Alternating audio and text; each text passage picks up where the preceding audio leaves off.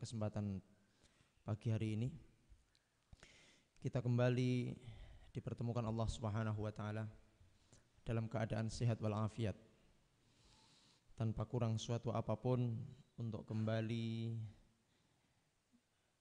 mengkaji sirah atau sarirah atau kita sebut dengan syama'il, kitab syarah Syama'ilun Nabi sallallahu alaihi wasallam. Harapan kita dengan mempelajari syama'il ini, kita lebih mengenal Nabi kita lebih cinta kepada Nabi kita, dan kita bisa mengikuti apa yang ada pada diri Nabi kita, baik itu secara khilqah maupun akhlak Rasulullah sallallahu alaihi wasallam. Baik, hadirin yang dimuliakan Allah, kita akan kembali melanjutkan kajian kita Kitab Syarah Syama'ilun Nabi sallallahu alaihi wasallam karangan Syekh Abdul Razak bin Abdul Muhsin Badr, yang mensyarah kitab Syama'ilun Nabi sallallahu alaihi wasallam yang ditulis oleh Abu Isa Muhammad bin Isa At-Tirmidzi. Semoga Allah merahmati beliau dan Allah masukkan beliau ke dalam surganya, amin ya rabbal alamin. Di pertemuan yang lalu kita telah membahas tentang bagaimana duduknya Nabi sallallahu alaihi wasallam. Kita telah selesai dari pembahasan duduknya Nabi Muhammad sallallahu alaihi wasallam. Ada istilah duduk kurfusa. Duduk kurfusa itu adalah dengan mendekatkan lutut ke perut. Dan ini ternyata dalam dunia medis juga sangat baik, terutama bagi orang-orang, bagi para calon ibu yang hamil tua, yang akan melahirkan, kemudian bagi orang-orang yang sedang qada'ul hajat, buang hajat, apalagi di posisi kloset yang modern itu, yang posisi duduk, itu ternyata kurang baik untuk pembuangan itu ya. Makanya kemudian supaya dipasangi kursi di depannya supaya posisinya menjadi kurfusa, Yang model duduk kayak di hotel-hotel nih, maka itu lebih baik dipasangi kursi di depannya supaya posisi kaki bisa terangkat ke atas. Dan kemarin juga kita bahas kenapa Rasulullah SAW duduk kurfusa, karena memang pada zaman itu belum begitu ada dinding-dinding seperti ini. Jadi nyendernya bukan ke dinding tetapi ke kaki, hadirin yang dimuliakan Allah. Dan beberapa hal kemarin kita bahas tentang duduk kurfusa ya, tentang duduk kurfusa atau duduk ihtiba. Jadi ada duduk kurfusa dan duduk ihtiba. Sekaligus kemarin sudah kami berikan contoh bagaimana cara duduk kurfusa dan duduk ihtiba. Jadi kesimpulannya ada beberapa duduk yang sering dilakukan Rasulullah sallallahu alaihi wasallam. Ada duduk iftirash, ada duduk tawarruk seperti di tahiyat akhir itu, tasyahud akhir, ada tarabbu bersila, juga ada duduk kurfusa atau ikhtiba. Itu semuanya pernah dilakukan oleh Rasulullah sallallahu alaihi wasallam. Baik, bismillahirrahmanirrahim. Pada pertemuan hari ini insyaallah kita akan lanjutkan ke bab nomor 22. Bab nomor 22 di dalam kitab Syama'ilun Nabi sallallahu alaihi wasallam. Qala al-muallif rahimahullahu taala rahmatan wasi'atan, nafa'anallahu bi'ulumihi fid dunya wal akhirah, amin ya rabbal alamin. Babu ma jaa'a fi tukaati Rasulillah sallallahu alaihi wasallam. Jadi Imam At-Tirmidzi menuliskan bab, judulnya adalah Babu ma jaa'a fi tukaah. Bab yang menerangkan tentang tukaah. Tukaah itu artinya adalah sandaran. Tukaah niku sendenan. Ya, sendenan. Niki tukaah. Kalau saya begini, Pak, berarti ini sendenan ini. Tukaah niku sendenan. Ya, jadi ketika saya nyenden begini, saya berarti nyenden di tukaah. Ya, artinya sandaran atau sendenan. Cuma memang Kalau zaman dulu itu sendenannya itu adalah wisadah. Wisadah itu artinya bantal. Jadi para sahabat dan Rasulullah SAW ketika nyender itu nyendernya adalah ke bantal karena duduknya di bawah. Nah, bagaimana cara nyender di bawah itu? Sekarang mungkin kalau jenengan pernah sholat di Masjidil Haram itu akan sering mendapati tempat duduk yang di tanah kemudian ada sendenannya. Biasanya orang-orang Arab seperti itu. Jadi kalau duduk di bawah walaupun bersila dan sebagainya tapi punya sandaran. Kalau di Al-Furqan tidak ada. Tidak ada. Kalau di Masjidil Haram kenapa pakai seperti itu? Karena memang memerlukan duduk yang sangat lama Bapak Ibu. Karena dari asar sampai isya bayangkan duduk kalau terus bersila tanpa nyender kan juga capek. Maka kadang-kadang ada yang pakai tempat duduk kemudian sandaran. Itu di bawah. Sama dengan sejajar dengan tempat duduk yang ada di lantai. Oke. Mungkin jenengan juga bisa membeli, tidak tahu di mana. Bisa membeli itu. Jadi ngaos ngeten iki supaya tidak capek. Jenengan ngastoriku tempat duduk itu yang nemplek di tanah itu terus nyenden. Jadi nyantai begitu, santai gitu. Tanpa harus mencari tembok. Nah, yang sulit itu kalau temboknya itu sudah ditempati semua orang maka kemudian kita tidak kebagian nyandar gitu. Jadi kita akan membahas tentang sandaran ya untuk bab yang pertama. Nanti insya Allah kalau waktunya cukup kita akan sampai kepada bab makannya Rasulullah Sallallahu Alaihi Wasallam. Hadis nomor 130. Haddatsana Abbas bin Muhammad ad-Duri al-Baghdadi. Qala haddatsana Ishaq bin Mansur an Israil an Simak bin Harbin an Jabir bin Samurah. Jadi yang meriwayatkan hadis ini adalah Jabir, sahabat Jabir bin Samurah. Jadi ada Jabir bin Abdullah, ada Jabir bin Samurah. Jadi tidak cukup kita cuma menyebutkan sahabat Jabir, bisa jadi itu Jabir bin Abdullah, bisa jadi Jabir bin Samurah. Kalau Jabir bin Abdullah niku putranipun Abdullah. Kalau Jabir bin Samurah berarti anaknya siapa? Samurah. Berarti binnya itu mengikuti. Kalau Jabir bin Abdullah itu yang menikah dengan janda itu, Pak. Jadi Joko sing oleh rondo. Niku namanya sahabat Jabir bin Abdullah. Kenapa Jabir kok Joko menikahi rondo? Karena Abdullah bapaknya ketika meninggalkan banyak anak yang masih kecil-kecil, maka kemudian Jabir ini ngalai, ya wis lah aku tak rabi rondo. Yang apa? Sing iso ngopeni adik-adikku. Jadi ndak egois, Pak. Kalau saya menikahi yang sebaya, seumuran dengan saya, ini nanti tidak akan bisa menjadi ibu bagi adik-adik saya. Makanya saya menikahi janda. Boleh ndak Bapak Ibu menikahi janda? Boleh. Jadi janda itu bukan hanya untuk para dudo, tetapi poro Joko pun boleh menikah dengan janda. Rasulullah SAW menikah dengan Sayyidatuna Khadijah Al-Kubra. Taib. Hadirin dan pemirsa yang dimuliakan Allah Subhanahu wa taala. Jabir bin Samurah mengatakan qala ra'aitu Rasulullah sallallahu alaihi wasallam. Aku melihat Rasulullah sallallahu alaihi wasallam muttaqian ala wisadatin ala yasarihi. Aku melihat Rasulullah sallallahu alaihi wasallam duduk nyenden bersandar ke bantal ke sebelah kiri. Jadi Rasulullah SAW iya oleh meraktek nih. Nanti kita praktekkan sedikit tentang duduk ini dan nanti bagaimana duduk-duduk yang lain. Jadi Rasulullah SAW itu duduk sambil nyenden ke sebelah kiri, nyenden ke bantal. Jadi bayangkan Bapak Ibu kalau di sebelah kiri saya ini ada bantal, terus nyenden. Jadi nyenden ke kiri.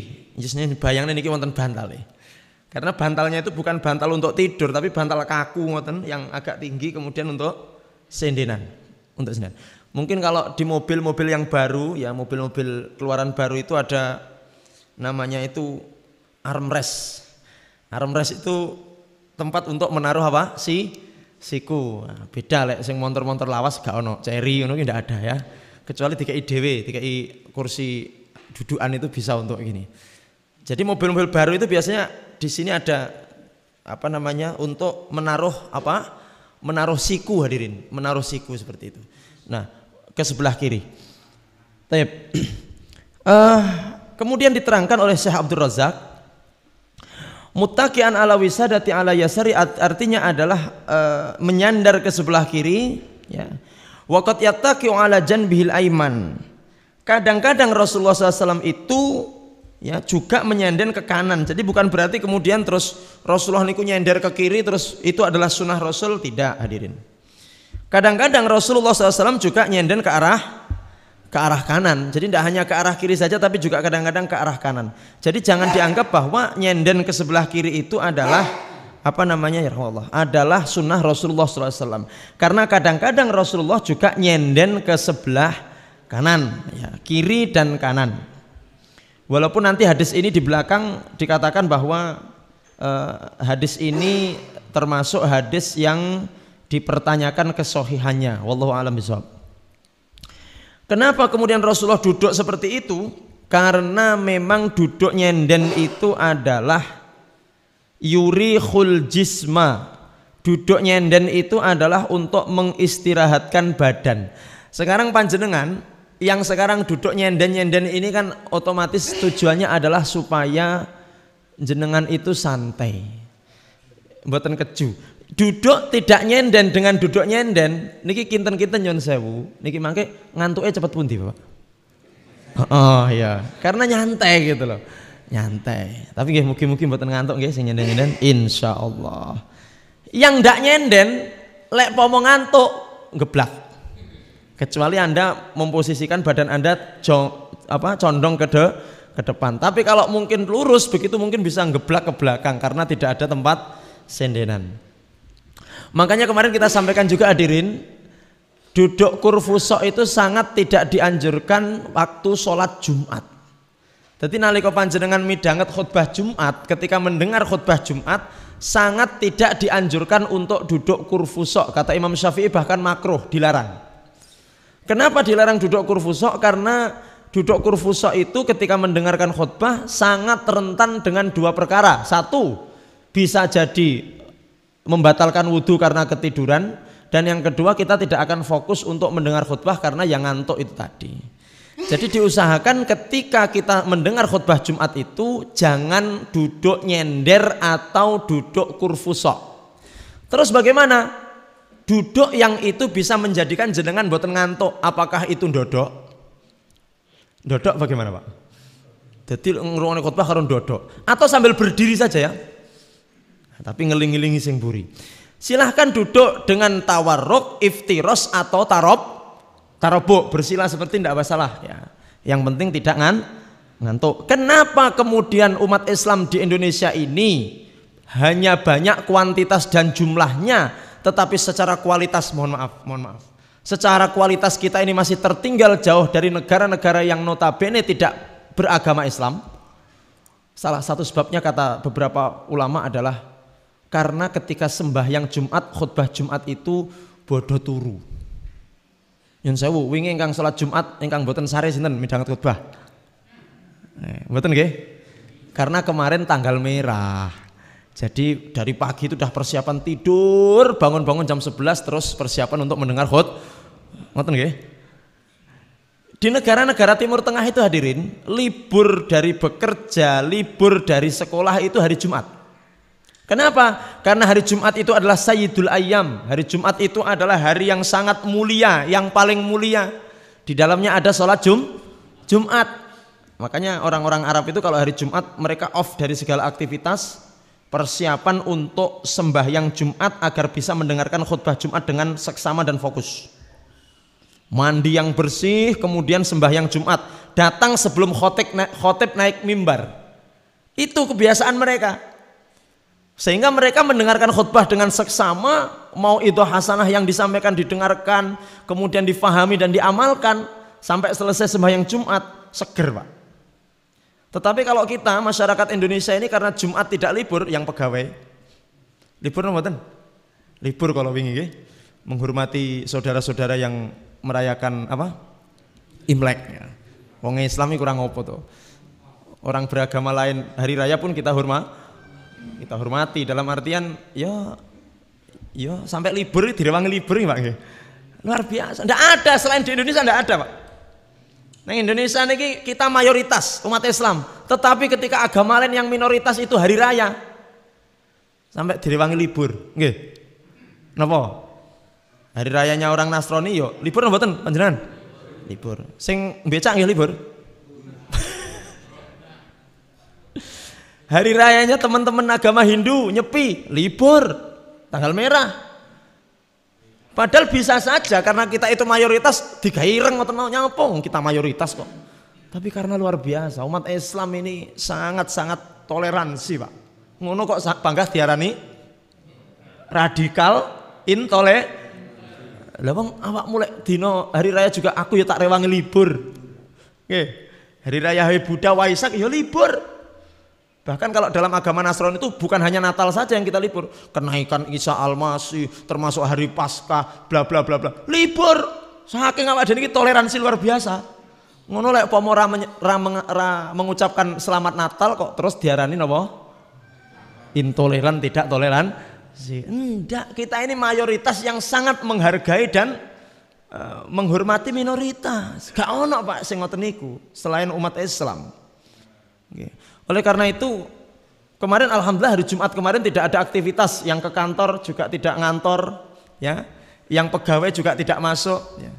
Kecuali polisi, lek polisi bangga mlebu, ini pasang status mlebu jere. Sehingga jenengan bisa dari pagi itu siap-siap, ya, kemudian sebelum Jumat mandi, kemudian sholat Jumat. Karena apa hadirin? Karena rata-rata para pegawai-pegawai yang ada di kota ini ketika mau sholat Jumat niku ya dari kantor, tidak sempat mandi, mek wudu tok terus sholat Jumat. Apa yang terjadi di masjid? Roto-roto. Coba testimoni dari para khotib Jumat, lihat itu, yang seragam-seragam itu. Roto-roto ya, sing batikan-batikan itu loh biasa. Beda karo yang memang dia dari rumah niatkan mandi seger, wong ngono sik keturun kok. Apalagi yang cuma wudu pek-pek terus mendengarkan khutbah. Apalagi di kantor baru dimarahi oleh alah balas dendam, awas tenggo neng masjid turu aku pokoknya.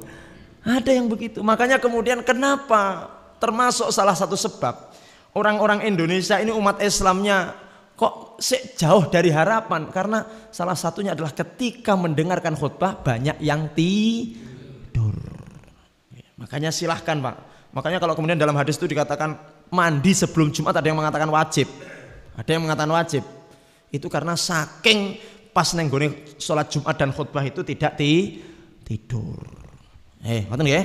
Jadi tidak dianjurkan ketika mendengar khutbah Jumat untuk duduk kurfusa. Baik. Kita lanjutkan. Jadi Rasulullah SAW pernah nyenden ke sebelah kiri, pernah, tapi pernah juga sebelah kanan. Artinya pernah kiri, pernah kanan. Bukan sebuah kesunahan ketika kita nyenden ke sebelah kiri atau sebelah kanan, karena itu semua pernah dilakukan Rasulullah. Karena itu hanya eksidental mungkin seperti itu hadirin. Baik. Nomor 131, hadis 131, haddatsana Humaid bin Mas'adah. Qala haddatsana Bishr bin Mufaddal.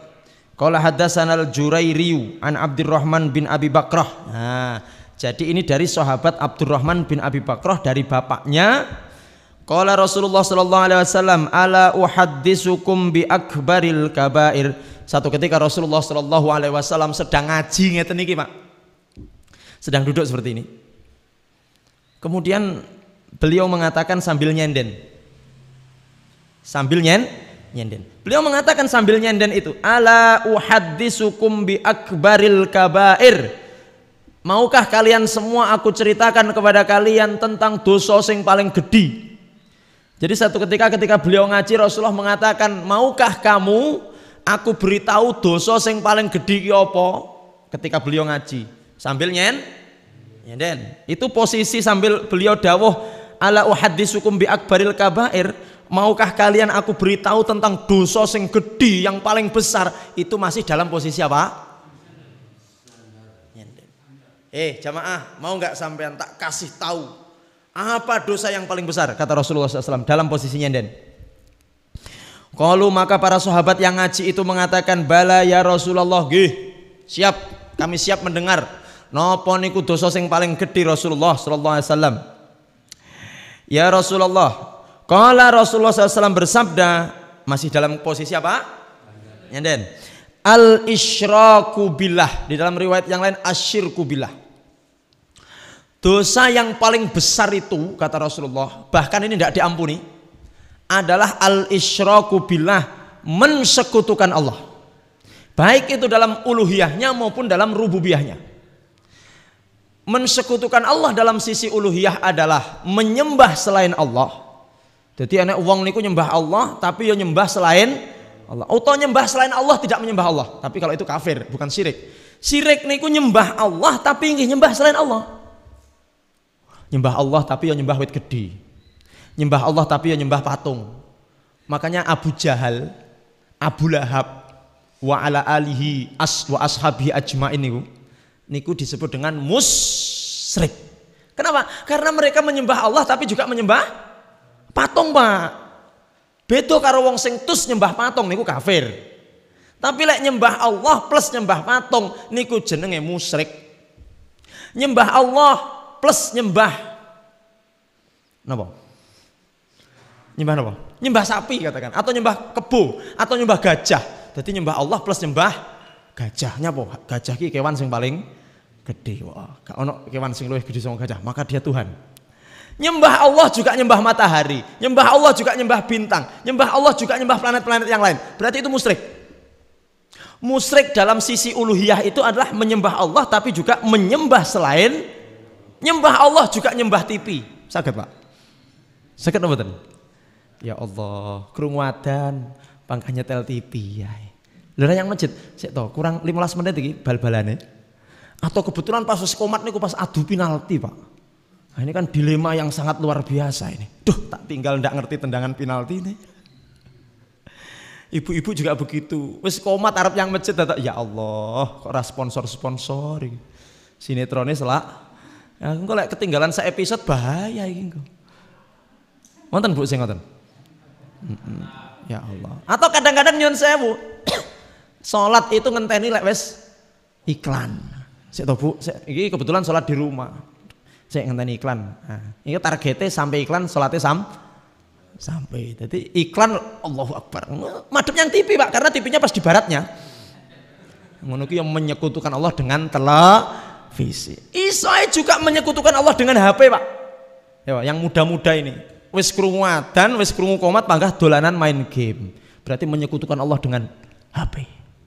Secara tidak sadar kita sudah menyekutukan Allah. Iso menyekutukan Allah dengan mobil. Wayah jamaah qomat panggah ngusuk-ngusuk mobilnya ya, Pak. Hati-hati.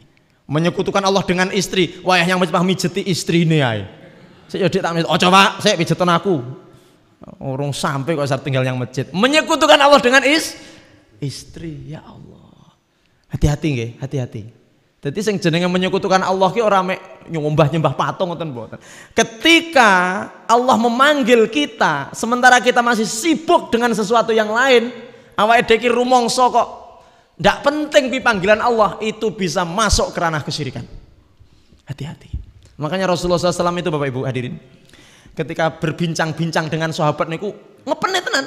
Jadi Rasulullah itu kana yuhaddisuna wa yuhaddisukum. Rasulullah niku lek jagongan kalau berbincang-bincang dipandang matanya betul-betul fokus dengan yang diajak bicara. Jadi diajeni sing dijak ngomong niku, Pak. Ora kaya cah saiki. Piye nyandi lek ngono. Dadi jagongan karo ngene HP, Pak.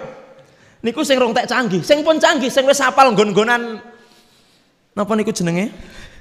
Nggon-nggonan huruf. Jagongan karo ngene, Pak. Piye?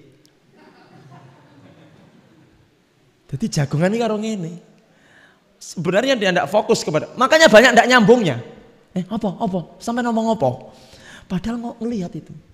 Hati-hati. Ketika Anda berbicara, ketika Anda ngobrol, ketika jagongan dengan orang, taruh dulu ya HP-nya. Televisinya ditaruh dulu. Fokus kepada yang diajak. Itu adab. Apalagi kepada yang lebih tua. Kepada orang tua. Dipanggil orang tuanya, Pak. sambil begini. Diajak ngomong sambil begini. Jadi tidak ada adab. Adab itu ketika jenengan berbicara ngobrol berdua atau bertiga, taruh dulu gawainya, HP-nya ditaruh, fokus. Rasulullah begitu hadirin. Rasulullah itu nabi manusia yang paling mulia, diajak ngomong, diajak ngobrol sama siapapun, sahabat yang kaya maupun yang miskin, beliau akan fokus. Sehingga apa yang disampaikan itu difahami secara utuh. Apa? Ngomong apa? Jadi beliau kalau sedang bercakap-cakap seperti itu hadirin. Melihat orang yang bercakap-cakap dengan beliau. Yes. Tapi ketika uqimatis sholah, ketika datang panggilan sholat, beliau seakan-akan la ya'rifuna, beliau seakan-akan tidak kenal dengan kami. Kenapa? Karena fokus dengan panggilan sholat. Orang kaya dhewe diajak ngobrol, gak fokus, krungu adzan malah sok-sok ora krungu hadirin. Nah, ini kebalikannya betul, kebalikan dari Rasulullah sallallahu alaihi wasallam. Taib. Rasulullah SAW sambil nyenden mengatakan, ala ukhbirukum au uhadditsukum bi akbaril kabair. Apa itu ya Rasulullah? Ya Rasulullah, al isyraku billah, syirik, mensekutukan Allah dalam hal uluhiyah. Kata Ibnu Taimiyah, ketika kita menyembah Allah dan menyembah selain Allah, maka musyrik. Kalau ada orang menyembah Allah juga menyembah katanya ada anaknya Allah, menyembah ada sesuatu yang lain, kurirnya Allah sebagai Tuhan juga, itu juga termasuk musyrik. Makanya kemudian Allah mengatakan wala tankihul musyrikat hatta yu'minna wala amatum mu'minatun khairum min musyrikati walau a'jabatkum. Wahai laki-laki yang beriman, jangan menikahi wanita musyrik walaupun mereka sampai mereka beriman. Tidak boleh Pak, ahli kitab Pak Ustaz. Ahli kitab yang sekarang sudah bukan ahli kitab yang dulu. Dulu ahli kitab itu la ilaha illallah. Tapi sekarang ahli kitab gak ono sing la ilaha illallah. Wonten napa mboten ahli kitab sing la ilaha illallah? Ahli kitab niku sinten? Yahudi dan Nasrani. Tidak boleh. Karena mereka itu mensekutukan Allah. Mereka tidak lagi la ilaha illallah tapi mengakui adanya Tuhan anak, mengakui adanya yang lain. Tuhan Bapak niku Allah menurut mereka. Ada Tuhan Anak, ada Roh Kudus. Maka itu menurut keyakinan orang Islam itu adalah kesyirikan. Dan tidak boleh kita menikahi wanita-wanita dari ahli kitab itu sekarang hadirin. Karena mereka masih ayu kaya ngopo. Mengagumkan. Didelok kombur ini ketok ayu nih oleh madhep yang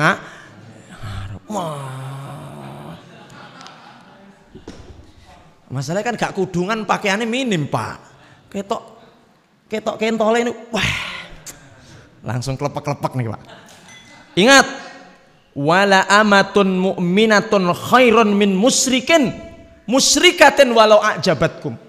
Wanita beriman hamba sahaya niku budak. Sing dia itu belum merdeka, ireng, cendek, rambutnya keriting, lambene ndomble. Nomale Bu.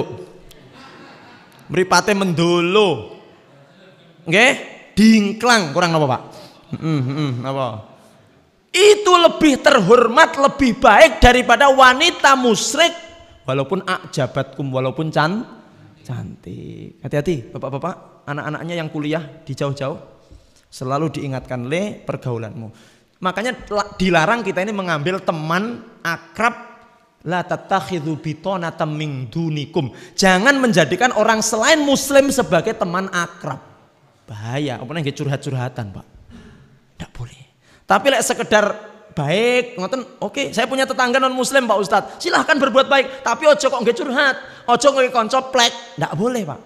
La tattakhidhu bitonatan min dunikum. Jangan menjadikan orang non muslim itu bitonah. Bitonah niku selimut Pak. Napa selimut? Kanca kental, teman tidak boleh. Golek sing liyane. Cari yang lainnya. Tayyib. Engko iso-iso ketut ngoten lho. Nah, yang pertama adalah syirik dalam hal uluhiyah, menyembah selain Allah tapi juga menyembah Allah, musyrik. Yang kedua, hati-hati, syirik dalam rububiyah. Kita meyakini bahwa ada kekuatan lain yang menyamai kekuatan Allah. Jadi enek sing iso ngai manfaat, enek sing iso ngai mudarat, kejaba namung Allah itu yang maaf yang menjadikan seseorang sakit niku sinten? Allah. Sing dadekne wong sugih niku sinten? Kok sampai wonten keyakinan aku loro gara-gara fulan, Aku loro gara-gara A B C D musyrik. Aku sugih gara-gara aku nyanggone dukun kae dingai jimat, dingai donga, totoke donga, Pak. Masalahnya dukun ambek kiai sakniki beda tipis, Pak. Padha-padha gawe ketu. Padha-padha gawe sorban. Jadi rada angel bedane antara dukun ambek kiai. Hati-hati nggih. Man ataka hinan. Siapa yang datang kepada dukun sing ngai jampi-jampi, ngai jimat-jimat, faqad kafara bima unzila ala Muhammad sallallahu alaihi wasallam, dia telah kafir kepada apa yang diturunkan kepada Rasul. Wah, kadung Pak Ustadz Lais kadung tobat sing akeh Bapak Ibu. Lais terlanjur ya piye kan? Waktu itu belum ngaji Samail maksudnya. Hati-hati. Kita mempercayai hari baik, hari buruk. Insya Allah semua hari itu sangat. Jadi Arab yang Al-Furqan itu dadak ngenteni sangat. Aku lihat dina-dina iki urung teko sangate Pak Ustadz. Jadi urung iso ngaji nang Al-Furqan. Lah terus kapan? 3 tahun kas kira-kira sangat. Urung sampai teko sangat wis mati. Oke Pak. Mau menikah dadak ngenteni sangat murung teko le. Nah terus kapan lho Pak kula cinta mati sama calon saya. Lah timbang kula mangking terus tumindak maksiat ndang to Pak sakniki mawon. Lho jereke bapak ibu, sik tole jereke mbah murung teko sangate. Iki sik taun. Yen sewu. Di Jawa itu yang ndak boleh menikah tahun apa Pak? Jenengan kok paham berarti nglakoni jenengan. Tahun dal nggih. Tahun alif boleh, Pak? Tahun ya? Ayo, sapa sing mantan, ayo. Mantan kula Pak Ustaz tapi pun tobat kula nggih. Kalau kita tobat mereka maka falahu masalafa wa amruhu ilallah. Kados tiyang riba niku lho. Tiyang riba niku sing penting tobat ya wis, dosane wis sampe. Lho kadung mlebu yang jerteng ya Pak Ustaz. Ya wis lah, sing penting sampean tobat wala falahu masalafa wa amruhu ilallah. Wis sing biyen-biyen maka sekarang kita serahkan kepada Allah. Biyen sing tukang dongke, tukang dukun, tukang ngoten-ngoten niku Pak. Tukang tumindak syirik ngoten niku. Nggih sampun. Sakniki tobat, saiki ngaji falahu masalafa wa amruhu ilallah. Ya wis lah, yang lalu biar berlalu. Kita serahkan kepada Allah. Jangan terus susah ya Allah. Kula tahu syirik Pak Ustaz. Kayak ngoten iki dosa kula napa di ngapura. Lho wis tau ngaji napa dereng? Dereng. Lek urung tau ngaji ya wis ngoten wae. Alhamdulillah. Nggih. Dadi mandak arep menikah saja dadak golek hari baik, hari buruk. Nggih, hari baik niku lek cara wong tani bar panen, lek cara pegawai negeri hari baik niku ya pokoke bar sertifikasi cair niku Pak nggih. Remon cair niku hari baik. Aja meksa. Wah iki dina apik tapi pas ora duwe duit belas. Ayo, hari baik napa hari buruk? Hari buruk ora duwe duit. Bodoh repot kabeh, bareng kambek karnaval, bareng kambek yo ndak baik, hari ndak baik. Oleh karena itu hadirin, kita sebagai umat Islam ini ya sekali lagi bahwa adat itu bisa kita ambil. Yang penting memang tidak bertentangan dengan syariat. Monggo silakan. Baik. Jadi kalau ada seseorang masih meyakini ada kekuatan lain selain Allah yang bisa memberikan manfaat dan bahaya, iso ngai loro, iso ngai sugih, iso ngai ciloko, selain Allah berarti syirik. Berarti apa? Dan itu akbarul kabair, dosa yang paling gede Bapak Ibu. Pun nggih, kalau ada orang sakit, maka sakit itu dari siapa? Allah. Ya dengan beberapa wasilah tentunya. Ya, oke itu yang pertama. Yang kedua, apa kata Rasulullah SAW? Yang termasuk dari dosa besar dan yang paling besar setelah kesyirikan adalah kata Rasulullah SAW, uququl walidaini, durhaka kepada kedua orang tua, terutama ibu, terutama sinten? Ibu. Kenapa? Karena Rasulullah SAW mengatakan ketika ditanya oleh seorang sahabat, ya Rasulullah kepada siapa aku harus berbakti? Rasulullah mengatakan umuka, ibumu ping 3 Pak. Umuka. Terus tanggone sinten malih? Abuka, bapakmu. Jadi ibuke ping pinten Pak? 3. Bapaknya pinten? Nah, maka kalau menginginkan anak yang soleh, ya kuwi mau ibuke 3, bapaknya. Maksudnya kata sing celeweng ning ngoten lah. Ya enggak gitu maksudnya. Ku lho, duwe istri kudu 3 nyawa. Lah kok hadise kan umuka. Bapake ping pira? 1, ibuke? Heeh. Maksudnya mboten ngoten. Maksudnya umuka itu ada yang mengatakan, kenapa ibu saya harus saya bakti 3 kali ya Rasulullah? Ibumu yang mengandungmu 1. Yang mengandungmu siapa? Ibumu. Bapakkunya, bapakku lo. Mek titip tok ya Rasulullah. Yang mengandungmu adalah ibumu. Itu yang pertama, karena mengandung itu berat napa mboten, Pak? Ah, masa berat, Pak? Ketoknya berat, Pak Ustadz. Yang tahu ibu. Ibu yang tahu bagaimana beratnya membawa bayi selama 9 bulan niku ya Allah. Sakniki nek jenengan pengen, Pak nggih. Bal jenengan taline ning weteng. Jenengan gembol 9 sasi kira-kira rasane piye? Berat, ndak bisa tidur dengan segala posisi niku lho mboten penak. Miring ndak penak, ngiwo tengen mboten penak, mlumah nggih mboten penak. Murep ya ngeten malian malih jonjitan ndak bisa. Bapake nyantai karo ndelok TV. Piye, Bu? Iso miring ora? Belum lagi nanti di triwulan pertama mutah-mutah. Wis to pokoke kira-kira ya ora penak hamil niku nggih. Mboten penak. Makanya kalau ada anak yang durhaka kepada orang tua, eling oleh sampean 9 sasi mbiyen digawa ibumu ngalor ngidul ngitan kulon nyanti. Lek ibumu ndak pengen dideleh sampean mbiyen. Tapi kan ndak seperti itu. 1, ibu yang mengandung. 2, ibu yang melahirkan. Masya Allah.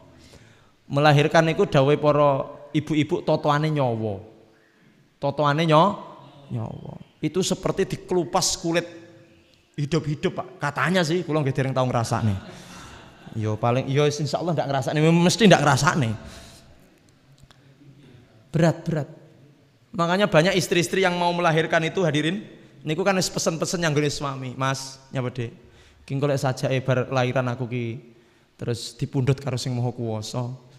Aja rabi neh ya, Mas. Mboten sah pesen ngoten. Jadi biasanya sudah berwasiat-wasiat ngoten. Jadi istri itu biasanya kalau mau melahirkan sudah wasiat-wasiat ngoten loh. Wasiat-wasiat. Masalah kalau saja kalau seandainya ndak selamat ngene. Nah, karena memang melahirkan itu proses melahirkan itu hadirin itu sangat berat taruhannya nyawa. Makanya para anak kalau dia durhaka kepada ibunya dosanya luar biasa. Karena ibu mempertaruhkan nyawanya untuk melahirkan seorang anak yang kelak ya itu belum selesai perjuangannya. Orang mek timong lahirnya seloro. Setelah itu yang nomor 3, ibu yang menyusui.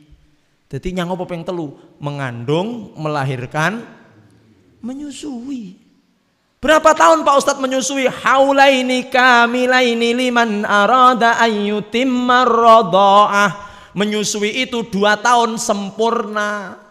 Bu, menyusui itu 2 tahun. Tapi rata-rata ibu saat ini 3 sasi sape. Nggih, seminggu sapenya apa? Wanita karir Pak Ustadz. Nggih. Diganti napa? Malah dadi anake sinten? Ya anake wong, cuman susune susu sapi. Ya Allah. Makanya dosa kedua yang terbesar dalam Islam niku hadirin setelah syirik napa? Durhaka. Ndak selamat anak sing gawe lara atine wong tua, dia tidak akan selamat dunia akhirat. Hidupnya ndak akan bahagia. Sak dhuwur-dhuwure pangkate, sak hebat-hebatnya dia prestasi setinggi langit, kalau dia masih membuat sakit hati orang tua, la khaira fihi fid dunya wal akhirah. Tidak ada baiknya sama sekali di dunia dan akhirat. Terutama adalah ketika orang tua sudah sepuh hadirin. Makanya Allah mengatakan imma yablughanna indakal kibar. Berbakti kepada orang tua ketika orang tua masih muda niku gampang karena ada maunya. Wong tuane sik seger kewarasan. Ayo le macul, siap. Karena ada maunya. Bar macul, Pak HP. Ayo le nyambut gawe, siap. Bar nyambut gawe, Pak motor nggih, Pak. Masih ada maunya. Tapi ketika berbakti kepada orang tua ketika orang tua sudah sepuh, wis renek sing diarep-arep masalah warisan wis didom kabeh. Ngopeni wong tua sing kena stroke yang sudah tidak bisa bergerak sama sekali. Di sini adalah perjuangan seorang anak yang luar biasa. Kok anak sik gelem ngopeni wong tuane dalam kondisi orang tua sudah tidak bisa ndek kena direh apa-apane. Ini adalah surga bagi anak-anak itu. Surga Pak. Tapi disinilah ujian para anak sebenarnya. Ketika harus ngopeni orang tua. Ingat loh. Wala taqul lahuma uffin. Tidak boleh mengucapkan kata uff. Napa uff niku? Hus getak niku dosa gede. Lah rodok budek ya Pak Ustad. Rata-rata tiyang sepuh rodok budek ya Pak. Ya aja digetaki, dekatkan nggih, tutuke didekatkan terus di ngoten lho. Dibisi. Lah lek ngoten terus ndek kesel kula. Ya itulah. Jenengan bisi orang tua jenengan selama berpuluh-puluh tahun sampai beliau meninggal, itu belum bisa membayar setetes keringat darah air mata orang tua ketika membesarkan kita, hadirin. Ndak iso nebus niku. Bahkan ada seorang anak yang menggendong ibunya dari Yaman ke Mekah. Harapannya iku iso nebus apa yang dilakukan ibu kepada dia. Kata Rasulullah, gak ono sak ujung kukune apa sing kok lakoni. Padahal Yaman tenggene Saudi niku pinten ewu kilometer. Digendong Pak. Ada seorang anak yang rela berdiri memegang susu. Dicekel Pak susune. Dipegang begini. Berdiri di samping ibunya dari malam sampai pagi, ndak dia taruh. Karena kalau saya taruh nanti rasanya beda ini. Tak cekel terus ben anget terus. Engko benar adem kok dipanasi malih, berdiri samping ibunya. Sampai ibunya bangun, niki Bu susu. Tahu-tahu anak itu memang berdiri dari malam sampai pagi supaya susu ini tidak sampai nemplek nang gone meja. Itu pun belum apa-apa dengan apa yang dikeluarkan oleh orang tua kita untuk kita. Ngono ki sok-sok wis gedhi wis sukses lali ambek wong tuane. Ngerti wong tua ki serba menyebalkan, padahal Anda jadi seperti ini, kita jadi seperti ini karena siapa? Orang itu pendidikan yang luar biasa. Ustadz yang sepuh kula pas kula cilik mboten tek merhatikan kula. Iya, walaupun tidak begitu merhatikan, ingat adanya saya dan Anda itu karena orang tua. Dengan izin Allah, Allah menciptakan orang tua, maka kemudian orang tua menjadi sababun mubasir, sebab langsung kita ada di dunia ini. Makanya dosa yang terbesar setelah syirik adalah uququl walidain, durhaka kepada kedua orang. Dikatakan dalam sebuah hadis, babani muajjalani fid dunya, ada dua dosa yang Allah segerakan siksanya di dunia Bapak Ibu. Jadi enek dosa loro niki yang Allah akan neng dunia niki wis disiksa Pak, Bu. Disiksa di dunia ini. Kemudian mayudakhiru fil akhirah, besok neng akhirat diseksa neng donya diseksa, neng akhirat ya diseksa. Napa niku yang pertama? Yang pertama adalah uququl walidain. Al-uquq, durhaka kepada orang tua. Jadi anak yang durhaka kepada orang tua berarti dia telah memesan kepada Allah siksaan di dunia. Neng donyane mesti tidak bahagia, hadirin. Makanya ada cerita seorang anak tidak bisa meninggal sebelum orang tuanya ridho. Nek Pak anak bocah wong niku mati niku mati ra mati, urip ra urip. Ternyata dia punya kasus dengan orang tuanya. Dia masih membuat susah ibunya. Dia durhaka kepada orang tuanya. Itu yang pertama. Yang kedua, dosa sing bakal napa? Yang akan disiksa di dunia dan nanti di akhirat juga akan diberikan lagi adalah al-baghyu. Al-baghyu niku zalim, nglarani wong, menyakiti hati orang, membuat orang susah. Siapapun itu, maka dosanya akan disegerakan di dunia dan di akhirat. Wal'iyadu billah. Itu tadi sambil apa hadirin?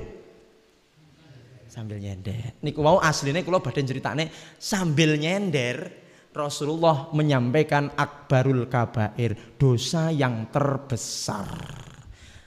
Syirik, durhaka kepada kedua orang tua. Kemudian wa kana muttaqian. Waktu itu Rasulullah ketika menyampaikan bahwa dosa yang besar itu adalah syirik dan yang kedua adalah durhaka kepada orang tua, itu adalah dosa besar sambil nyender. Wa syahadatuz zur. Kemudian yang ketiga Rasulullah mengatakan dosa sing gede. Tapi beliau merubah posisi duduknya, Pak. Hadirin.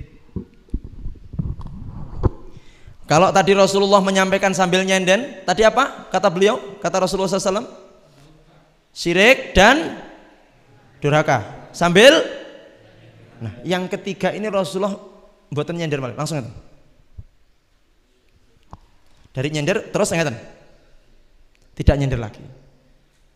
Ini kata Syekh Adham, kami baca dalam sebuah bukunya itu menyatakan bahwa Lho yang apa?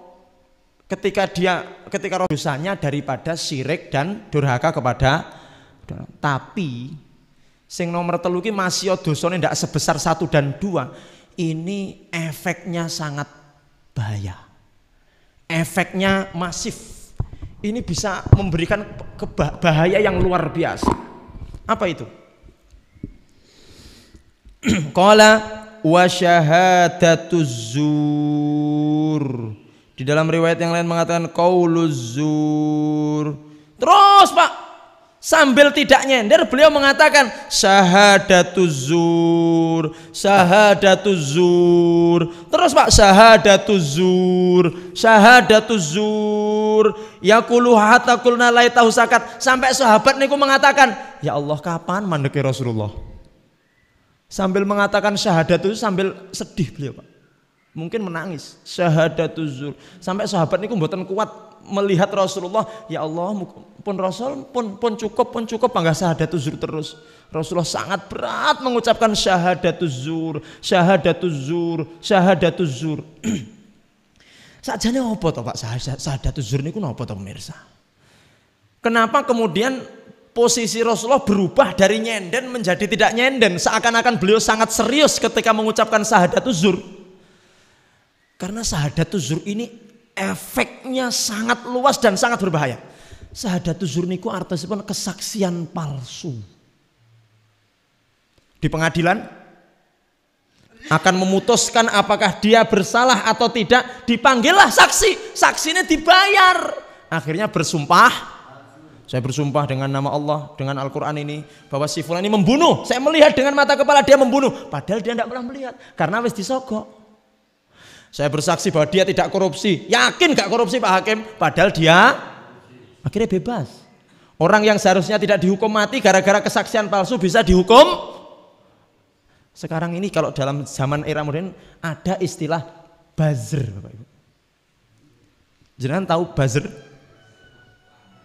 Yes, pokoknya sing lek wonten napa-napa terus komen-komen di bawah.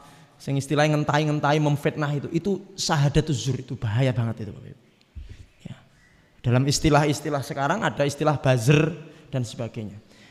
Kenapa Rasulullah SAW mengatakan syahadatuz zur ini dengan apa ya? Sangat-sangat serius hadirin. Karena syahadatuz zur ini bisa mencelakai orang banyak. Kalau satu kampung ya diadili gara-gara ada syahadatuz zur, maka satu kampung ini bisa celaka semuanya hadirin. Kalau syirik kepada Allah niku yang berpotensi cilaka karena mung dia sendiri yang syirik kepada Allah. Uququl walidain, durhaka kepada orang tua antara dia dengan orang. Tapi ketika dia bersumpah palsu, bersaksi palsu, bisa-bisa sak kampung, sak negara niku kena. Makanya Rasulullah SAW memperbaiki duduknya dari nyenden menjadi tidak nyenden karena beliau mengatakan iki penting, ojo sampai syahadatuz zur. Makanya dalam Islam itu ada yang namanya sumpah yaminul humus. Yaminul humus itu sumpah palsu, apalagi di pengadilan. Betul-betul harus berhati-hati. Makanya Rasulullah SAW ya, mengingatkan kita untuk tidak bersumpah kecuali dengan nama Allah. Ada 3 syarat nggih bersumpah itu. Bapak Ibu, bolehkah kita bersumpah? Boleh. Kula panjenengan ini boleh bersumpah, boleh. Sumpah niku boleh. Tapi kemudian ada 3 syarat bagi kita untuk mengucapkan sumpah. 1. La yakhlifu illa lidharurah. Tidaklah kita bersumpah kecuali dalam keadaan darurat, kepepet Pak. Dadi nyuwun sewu, sak masjid niki menuduh Anda kentut. Kentut toh? Ora, iki ambune persis kaya ambumu. Ora, sak kabeh nuduh jenengan, semuanya menuduh bahwa Anda telah berselingkuh, Anda telah mencuri, padahal Anda tidak mencuri. Disinilah kemudian Anda mengeluarkan senjata pamungkas, bersumpah. Jadi tidak gampang sumpah.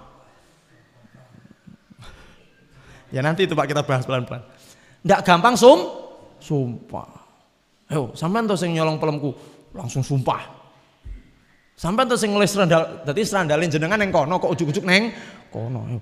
Sampai tuh sing ojo gampang sumpah mandak ngono yo wis diselesaikan dengan keluargaan. Mandak nyapo lho, mandak serandal pindah ngono apa anune. Jadi tidak gampang bersumpah. Ibu kakean uyah to mong. Ojo langsung sumpah. Jadi bersumpah itu hanya dalam kondisi apa, Bu? Pak? Jangan bersumpah kecuali dalam kondisi darurat, emergency. Jadi kepepet, Pak. Jadi ditekani debt collector nagih hutang, randu duit blas, kepepet, sumpah Pak. Nek ngono kudune debt collectornya mulai. Nyapa wong treyo randu duit. Karena orang itu kalau sudah bersumpah harus dipercayai, Pak. Nanti kita terangkan. Wong ki lek kadung sumpah, kudu sing disumpahi kudu percaya. Kudu percaya. Lek gak percaya malah dosa niku. Nanti kita sampaikan. Yang kedua, syarat dari sumpah itu tadi yang pertama Pak, darurat. Yang kedua, sumpah itu adalah la yakhlifu illa billah. Jadi bersumpah itu hanya dengan menyebut nama. Jadi bagaimana cara sumpah? Wallahi, billahi, tallahi. Lek cara Indonesia ini demi Allah. Lek cara sumber gedong ini demi Allah. Jadi sumpah itu namung niku. Jadi orang enak ceritanya sumprit niku mboten ora. Sumprit, sumpah, swear. Apa nih karo swear ngoten niku, Pak? Tidak ada. Jadi sumpah itu hanya wallahi, tallahi, billahi demi demi Allah. Itu Bapak Ibu. Jadi yang pertama adalah sumpah itu karena darurat. Yang kedua, sumpah itu hanya dengan menyebut nama Allah. Wala yakhlif illa lil haqqin, tidak dia bersumpah kecuali untuk kebenaran. Jadi sumpah niku hanya untuk tidak boleh bersumpah untuk sesuatu yang bohong, untuk sesuatu yang tidak benar. Tidak boleh hadirin.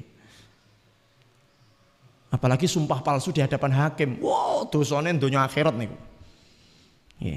Makanya hadirin, awake dhewe niki tidak bersumpah kecuali wallahi. Dan orang yang bersumpah itu ketika dia sudah wallahi, sing di wallahi niku kudu percaya. Contoh, Kang, sampean kemarin bandolne istriku toh.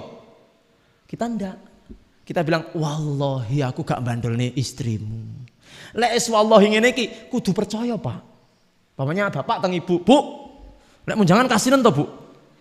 Kalau ibu sudah bilang wallahi, maka bapak tidak boleh menuduh lagi. Ayo, siapa sing jimuk duitku neng dompet? Yang tertuduh anaknya. Sampean jimuk duitku neng dompet. Kalau anak sudah bilang wallahi, maka bapak harus percaya. Aslinya neng gone pengadilan niku, Pak. Terdakwa niku. Lek pomo wis wallahi, ya wis kasus ini selesai. Deng. Kenapa? Karena memang sudah bersumpah wallah. Nah, cuman lek ngono kabeh ya entek, Pak. Ndek enek sing buka penjara. Bodoh wallahi kabeh kan ngoten. Aslinya dalam Islam itu ketika ada orang mengucapkan wallahi, kita harus percaya, Pak. Ya, saya ulangi lagi, lek wis wallahi kudu percaya. Kalau dia bohong, wallahi tapi ngapusi, dosanya tanggung dewi. Dosanya sangat besar. Makanya ada satu kisah, Pak. Kenapa Nabi Adam niku kemudian kok kepencut memakan buah terlarang? Kenapa? Karena setan ini, iblis ini bersumpah dengan nama Allah. Wa qasamahuma inni lakumala minan nasihin dam. Wallahi dam. Sampean lek karo istrimu ku lek makan buah iki, buah terlarang, buah khuldi iki kata setan. Maka sampean ku akan dadi malaikat kekal ning jero swarga. Wallahi. Nah, Nabi niku percaya wallah. Ya wis lek no sarehno sampean wallahi ya wis lah tak makan. Jadi makan karena mendengar wallahinya. Jadi pomo setan ki gak wallahi ngono ya kira-kira gak kepencet, Pak. Nah, kemudian ada lagi, Pak, kisah yang menarik ini. Nabi Isa alaihi salam satu ketika melihat dengan mata kepala beliau ada orang mencuri, Pak. Beliau melihat dengan mata kepala enek wong nyolong. Cekelnya Nabi, cek. Nyolong to. Lah iki maling iki kelingan, Nabi ki percaya karo Allah, langsung wallahi kula mboten nyolong Nabi Isa. Akhirnya apa kata Nabi Isa? As akhtoat ainaya, berarti sing kleru meripat. Padahal geleng-geleng melihat ada. Nah, pomo polisi percaya sumpah ngono ndak ya ucul kabeh maling-maling iki, Pak. Wallahi kula mboten nyolong, Pak. Nah, kita sebagai umat Islam, apa pelajarannya? Ketika kita mendengar ada orang bersumpah, kita percaya saja. Kalau dia bohong berarti dosanya ditanggung sendiri. Terus yang kedua, Bapak Ibu, yang bisa kita ambil adalah jangan bersumpah kecuali dalam keadaan darurat. Jangan bersumpah kecuali dengan menyebut nama Allah. Jangan bersumpah kecuali untuk kebenaran. Baik, kita lanjut. Jadi Rasulullah SAW memperbaiki duduk beliau, tidak nyenden lagi. Sampai beliau hampir nangis. Sahadatuz zur, tak pesen umatku ojo sampai sahadatuz zur, hati-hati dengan lisanmu. Nah, hadirin yang dimuliakan Allah Subhanahu wa taala, yang bisa kita ambil dari dua hadis ini tidak sempat untuk membahas makan, karena makan ini juga perlu waktu yang agak luas, karena insya Allah kita sampaikan di Sabtu depan. Sabtu depan insya Allah kita akan membahas tentang masalah makannya Rasulullah SAW, cara makan, cara dahari Rasulullah SAW. Pemirsa yang ada di rumah yang menyaksikan lewat streaming YouTube, insya Allah di pertemuan yang datang kita akan membahas tentang bab tata cara makannya Rasulullah yang mulia Sallallahu Alaihi Wasallam. Bagaimana cara makan beliau sehingga kita bisa mengikuti sunnah-sunnah yang disampaikan oleh Rasulullah atau yang dilakukan oleh Rasulullah Sallallahu Alaihi Wasallam. Baik. Jadi hadirin yang dimuliakan Allah Subhanahu wa taala, sebagai penutup kajian kita pada kesempatan pagi hari ini, bahwasanya Rasulullah Shallallahu alaihi wasallam pernah menyandar, ya, pernah menyandar. Menyandarnya Nabi itu adalah manusiawi. Jadi Rasulullah SAW menyandar itu manusiawi. Bahkan di dalam hadis nomor 132, coba bisa dipersani yang punya buku, nomor 132, Haddatsana Qutaibah bin Sa'id qala haddatsana Syarik an Ali ibni Akmar an Abi Juhaifah qala Rasulullah sallallahu amma ana fala aqulu muttaqian. Rasulullah mengatakan, aku tidak pernah makan sambil bersender. Jadi Nabi tidak pernah makan sambil nyenden. Ada apa? Insya Allah kita nanti terangkan di pertemuan yang akan datang.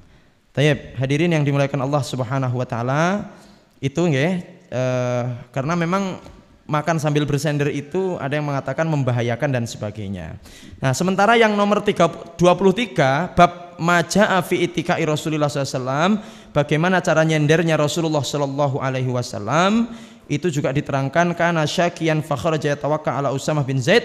Nah, ini menerangkan bagaimana Rasulullah itu ketika beliau sakit parah menjelang wafat, ketika ke masjid itu beliau nyenden kepada Usamah bin Zaid ke masjid, dan di masjid pun beliau tetap nyenden karena dalam kondisi yang sakit parah menjelang beliau wafat. Jadi asli nih Pak, nyenden itu silahkan ketika memang jenengan dalam keadaan yang kurang sehat. Tapi lek sehat yo nyenden boleh enggak kalau sehat? Ya lek kesel lungguh ra apa-apa nyenden gitu. Tapi kalau belum capek silahkan untuk tidak nyenden. Maka insya Allah itu yang lebih afdol. Jadi itu yang bisa kita bahas pada kesempatan pagi hari ini. Semoga kita bisa mendapatkan kemanfaatan, bisa mendapatkan pelajaran dari apa yang kita bahas dalam kitab Syarah Sama'ilun Nabi Sallallahu Alaihi Wasallam ini. Dan yang paling penting adalah setelah kita mengetahui bahwa Rasulullah SAW pernah nyenden ke kiri, pernah nyenden ke kanan, pernah nyenden ke belakang, dan Rasulullah tidak menyandar ketika beliau makan, maka semoga sedikit demi sedikit kita bisa mencontoh, bisa mengikuti apa yang dilakukan oleh Rasulullah Sallallahu Alaihi Wasallam. Amin ya rabbal alamin. Harapan kita hadirin, semoga kita bisa menyelesaikan kitab ini. Insya Allah sudah setengah ya kita bahas. Nanti ada ijazahnya nggak Pak Ustadz kalau selesai? Ayo. Makanya jenengan ngasih kertas putih kalau tanda tangan ini ijazah nih, menandakan kalau Anda sudah khatam mengkaji kitab Sama'ilun Nabi. Kalau aku ya tahu ngaji kitab kuning, apa kitabnya Sama'ilun Nabi. Mbah turu ngantuk wis pokoke wis tahu ngaji Sama'ilun Nabi. Nggih, semoga mendapatkan kemanfaatan. Bagi yang tidak sempat untuk mencatat, silahkan untuk membuka kembali channel Narasi Dakwah. Di situ ada playlistnya, di playlist. Jadi di YouTube itu ada playlist Pak. Di situ ada kajian-kajian kami berupa yang ini, yang Syama'ilun Nabi ini. Silahkan dibaca kembali, dipersani kembali. Semoga kita bisa mengambil kemanfaatan dari itu semuanya. Dan Bapak Ibu, sekali lagi kita berdoa semoga Allah segera mengangkat wabah virus corona ini dari muka bumi ini, terutama dari kota tercinta, kota Trenggalek. Amin ya rabbal alamin. Kita doakan saudara-saudara kita yang meninggal karena disebabkan virus corona ini, maka Allah terima amal perbuatannya dan mereka meninggal dalam keadaan syahid akhirat. Dan bagi saudara-saudara kita yang sedang diuji Allah dengan virus corona, sakit ya, baik itu yang di rumah karantina maupun yang ada di asrama Covid dan yang ada di rumah sakit, semoga Allah segera angkat penyakitnya, Allah berikan kebaikan-kebaikan dan Allah sehatkan seperti sedia kala. Amin ya rabbal alamin. Dan tetap mengikuti protokol kesehatan Bapak Ibu. Kita semuanya berikhtiar, kita semuanya berusaha untuk memutus mata mata rantai virus corona ini. Semoga ikhtiar kita ini diijabah oleh Allah Subhanahu wa taala. Amin ya rabbal alamin. Demikian yang dapat kami sampaikan. Mohon maaf atas segala kekurangan. Billahi taufik wal hidayah. Wassalamualaikum warahmatullahi wabarakatuh.